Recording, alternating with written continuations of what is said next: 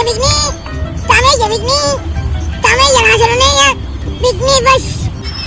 بقول لك يا عم عايش بجنيه طعميه. الأربعة بجنيه يا حبيبي. يعني ايه الاربعه بجنيه؟ ما بره بنص جنيه. يا عم دلوقتي اشتريها بنص جنيه. خد يا كمان جيبة دي. بقول لك طعمية عشرانية، يعني طعمية البحر مش أي طعمية.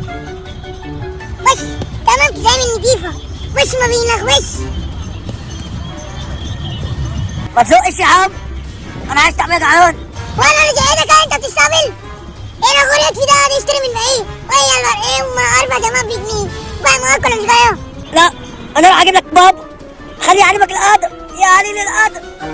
صدقني تعالى الادب ما تربيتش وربنا نضرب ابوك. يلا يا راجل يا وسخ. يا بابا يا هذا يا بابا مالك يا حبيبي؟ واحد بيبيع طعميه حلوسانيه بقول له هب جنيه بيقول لي لا غرفي لا يا ويزقني. هو فين؟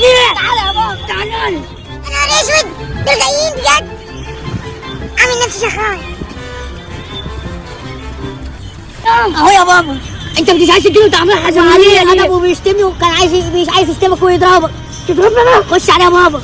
اروح انا اجيب ماما واجي. هات امك وتعالى. اي اي مش ده اللي اتضرب.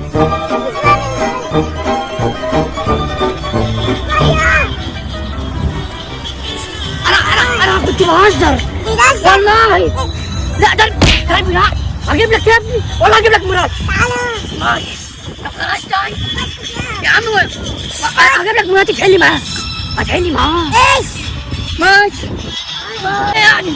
عني في البحر. لا انا اسف والله اسف. اشرب انا يا بخاف من الميه. اشرب يا اشرب ازاي؟ ما تخافش. طب ثواني ثواني. خد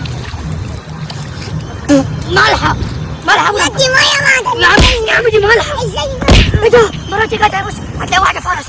بص يا بص